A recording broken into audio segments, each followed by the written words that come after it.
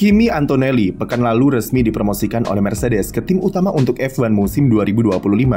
Antonelli diplot sebagai pengganti Lewis Hamilton yang secara mendadak memutuskan pindah ke Ferrari di awal tahun ini. Perekrutan Antonelli sempat diwarnai sedikit bumbu drama karena pengumumannya dilakukan setelah sang pembalap muda alami insiden di sesi debunya pada FP1 GP Italia. Pembalap yang baru saja merayakan ulang tahun ke-18 itu baru menjalani debut selama 1,5 lap sebelum kemudian melintir di tikungan parabolika dan menabrak tembok. Antonelli terlalu kencang atau overpush ketika menikung di parabolika, padahal sirkuit Monza baru saja diaspal ulang dan gripnya masih sangat rendah di awal sesi. Meski debutnya berjalan tak sesuai harapan, itu tidak mengubah keyakinan Toto Wolff kepada Antonelli untuk tetap mempromosikannya sebagai pembalap utama 2025. Antonelli memang buat kesalahan, tapi kita harus ingat juga bahwa ia masih berusia 18 tahun yang lakoni sesi F1 resmi untuk pertama kalinya di depan publik sendiri plus dengan spotlight global yang sangat masif. Kemudian Antonelli juga tidak seperti pembalap-pembalap debutan lainnya yang kebanyakan memilih bermain aman dan beradaptasi pelan-pelan. Dia langsung tancap gas, lakukan hot lap dengan ban soft dan sempat puncaki catatan waktu. Sebelum insiden, Antonelli melaju lebih kencang dengan catatan waktu terbaik di sektor 1 dan kedua, serta melibas tikungan-tikungan dengan sangat percaya diri. Itu merupakan sebuah tanda positif jika memang Antonelli memiliki talenta serta kepercayaan diri yang tinggi terhadap apa yang ia bisa. Insiden di parabolika terjadi karena dia masih sangat minim pengalaman, lalu semangatnya yang terlalu membara. Ditambah, ia belum tahu batas-batas atau limitasi di mobil F1, apalagi masih di awal sesi FP1. Setidaknya Antonelli sudah belajar mengenai seperti apa batasan di mobil F1 yang tidak bisa selalu dikemudikan dengan kencang dan harus dimanajemen dengan sebaik mungkin. Bagi Toto Wolff, ia menganggap ini sebagai masalah yang patut disyukuri karena ia harus membuat Antonelli lebih pelan dan lebih bersabar daripada membuatnya lebih kencang. Bos Mercedes itu sejak awal memang sudah berniat untuk menempatkan Antonelli sebagai pengganti Hamilton. Toto Wolff mengatakan beberapa hari setelah kepindahan sang mega bintang ke Ferrari jika ia akan mempertimbangkan keputusan berani dan anti-mainstream dalam usahanya mencari pengganti Hamilton.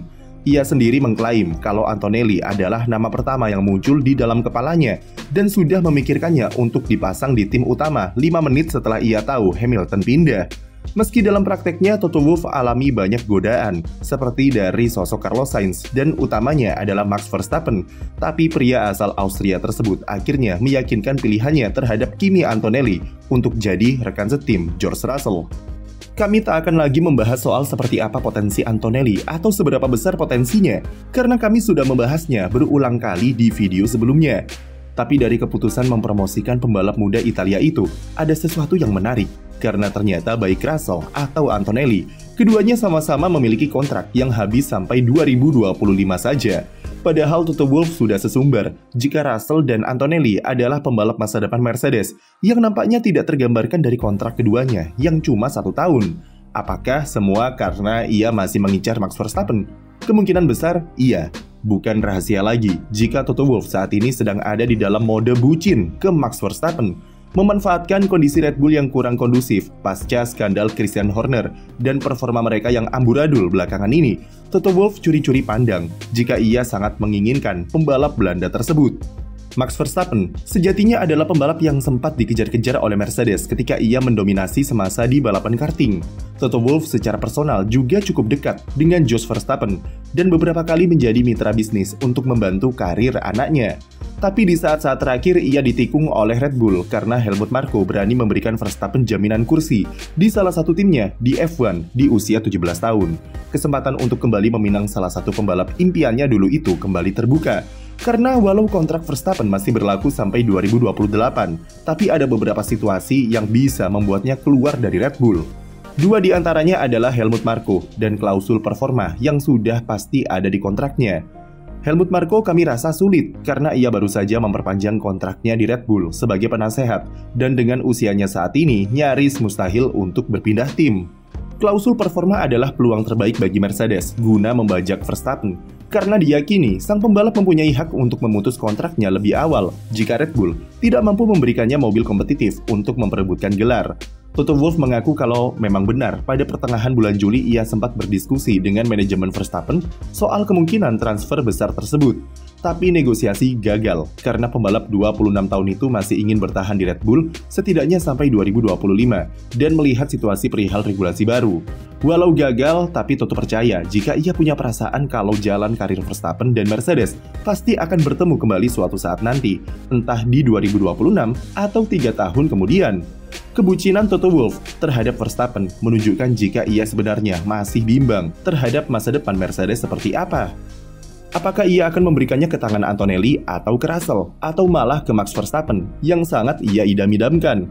Kontrak Antonelli dan Russell yang cuma 1 tahun saja sudah menggambarkan kalau Mercedes masih ingin membuka opsi selebar mungkin untuk merekrut Verstappen paling cepat pada 2026 mendatang. Apakah bisa ia realisasikan? Itu adalah perkara lain yang akan bergantung ke banyak faktor. Tapi pertanyaan yang muncul adalah siapa yang bakal dikorbankan jika Toto Wolff benar-benar kebelet merekrut Verstappen? Russell dan Antonelli bakal dipaksa untuk saling mengalahkan satu sama lain di 2025 nanti yang akan menentukan siapa yang bakal dikorbankan jika peluang untuk rekrut Verstappen makin terbuka. Tapi di atas kertas, tekanan paling besar berada di pundak George Russell.